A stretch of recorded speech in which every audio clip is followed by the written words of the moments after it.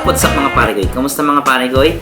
Maraming salamat nga pala sa mga sumuporta sa channel natin, lalong-lalo na sa nanood ng unang lesson natin regarding sa CAPO. Maraming salamat po at ganoon din sa mga nag-comments, okay? Ngayon mga parigoy, i-continue lang natin yung lesson natin regarding dun. I hope na interesting to para sa inyo na malaman yung ibang key sa form ng C. Okay? So, review lang tayo ng konti mga parigoy. Okay? So, last time, pinag-aralan natin yung key of C. Okay? Which is yung form ng C. Okay? So, meron tayo ritong C. Okay? D minor. Tapos, E minor. F.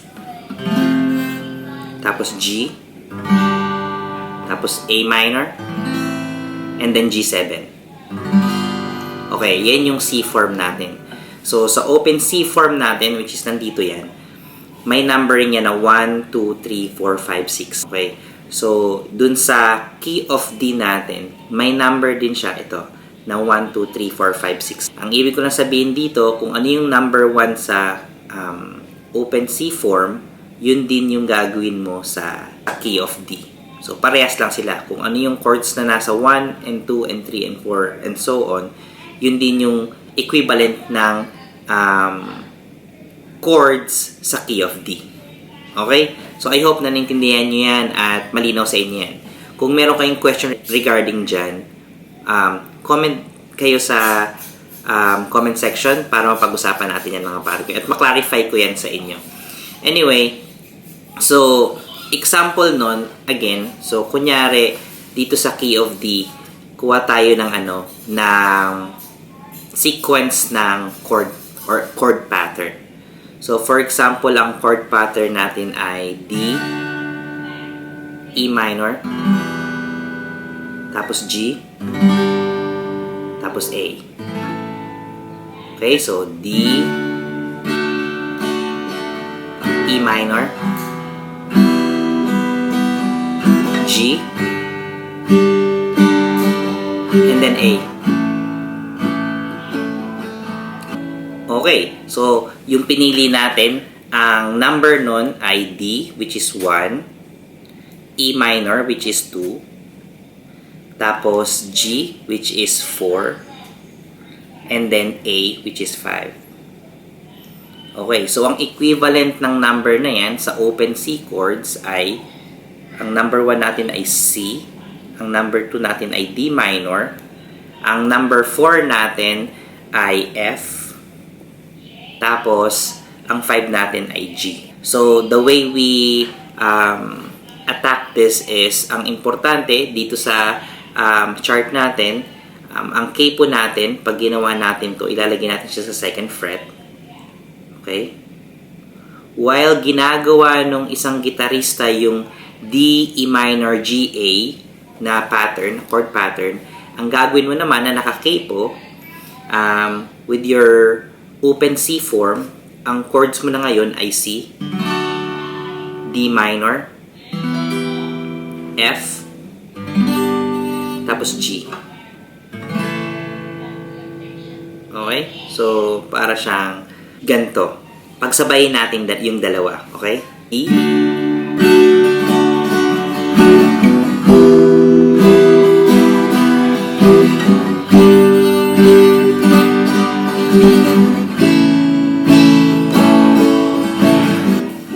okay, so kung makikita niyo yon, kahit anong chord pattern dyan sa dalawa na yan, basta gagayahin nyo lang yung numbering nila, you can do whatever sa key of D with the form of open C. I hope na okay tayo dyan. So ngayon, mag-move on tayo sa pagbago nating key. Okay, so what if key naman nung nagigitara ay nasa key of E naman siya. So, E. Okay, ano ba ang form nung key of E? Okay, so sa E, meron tayong E major, F sharp minor, G sharp minor, A, tapos B, and then C sharp minor, then B7. Yun yung number 5 natin na dominant. Okay? So, yan yung 1, 2, 3, 4, 5, 6, 5 dominant 7 natin. Okay? So, ngayon, ang equivalent niya sa open C form is itong nasa chart na to. Okay? So, parehas lang rin siya. Yan na yung transposition nung chords na yan or ng key of E towards sa open C form. Okay? Subukan natin. So, gawa tayo ng pattern again sa key of E. So, imagine that this is other guitarist na ginagawa niya yung chord pattern in the key of E. Okay? So, ang pattern natin, parehas lang ng kanina, 1, 2, 4, and 5. Okay? So, sa 1, 2, 4, and 5, ang chords natin, or the way we play it is like this. F sharp minor, A, and then B. So, kung yan ang ginagawa ng isang gitarista, the way you perform naman using your CAPO in a open C form, ilalagay na natin siya ngayon sa 4th fret. Okay? So, over here, it's very straightforward na kung nasa key of E siya, CAPO 4th, in order to use yung open C form. Ilagay nyo dito. Tapos, directly, dahil alam natin na 1, 2, 4, 5 ang ginamit natin sa key of E, itatranspose lang natin yan sa open C form. So, ngayon, ang 1 natin is C. Ang 2 natin is D minor. Ang 4 natin ay F. Tapos, G. Okay? So, parang ganito na siya pag ginitaran natin yung part na yun.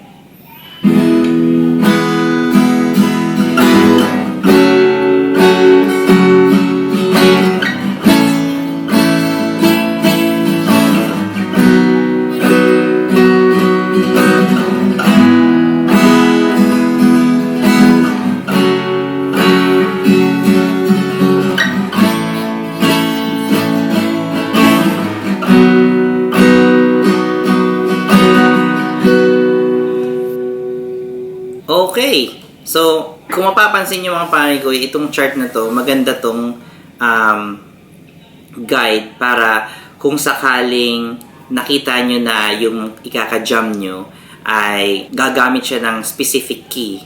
Then, para hindi mo i-gawin yun or redundant, kasi nga, what's the point of playing the part of that guitar kung dalawang gitara pero parehas naman yung ginagawa nyo. It's nice to have another voicing pag nagja-jam kayo to add more flavor dun sa kanta. Okay? Dito, makikita natin na very straightforward again na kung ano yung 1, yun din yung 1 sa key of E. So, you just have to figure out kung ano yung number ng mga chords na ginamit niya sa specific key, especially sa key of E ngayon na pinag-uusapan natin.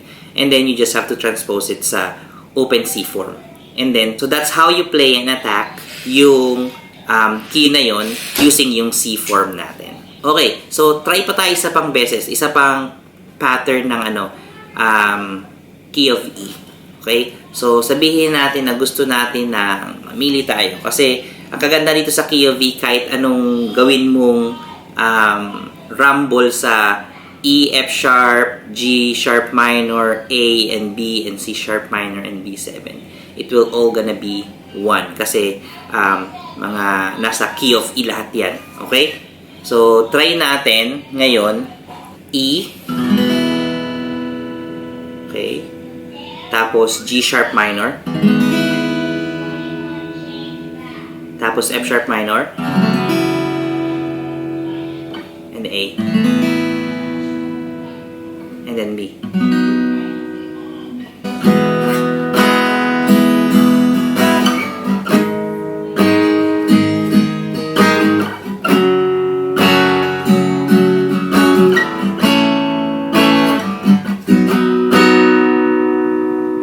Okay, so yun yung pattern natin. So that is 1, 3, 2, 4, and 5. Okay? Nirambo lang natin ng konti. So, ang equivalent niya na ngayon sa open C is C. Ang 3 natin ay E minor. Ang 2 natin ay D minor. Ang 4 natin ay F. And then, ang 5 natin ay G. Okay. So, huwag natin kakalimutan na ang CAPO natin ay ilalagay natin sa 4th fret. Okay? So, the way we do that, in a different voicing, but same chord, same tune, is C, E minor, D minor, F, and G. Okay? Pagsabayin natin sila.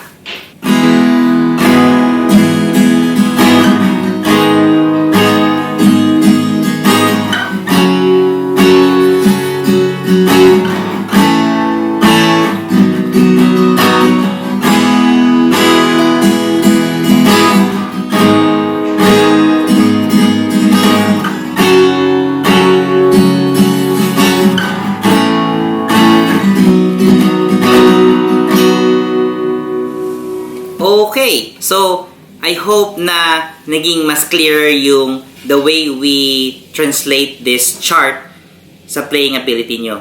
And ngayon, alam na natin ang key of D, paano natin gagamitin yung open C form sa key of D and sa key of E. Okay, so stay tuned mga pare ko dahil next time, we're gonna go sa key of F, key of G, and key of A pa. Okay, hanggang sa pumunta tayo sa another form ng open chords, which is ang open G. Okay? So mga pare ko, maraming salamat sa pagsubaybay nyo at sa pakikinig ng lesson natin ito. I hope na marami kayong tutunan at ma-apply nyo na to sa mga gitara nyo at the way you view yung paggamit ng CAPO.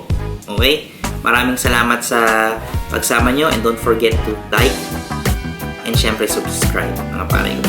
Kita-kits tayo next time. Okay?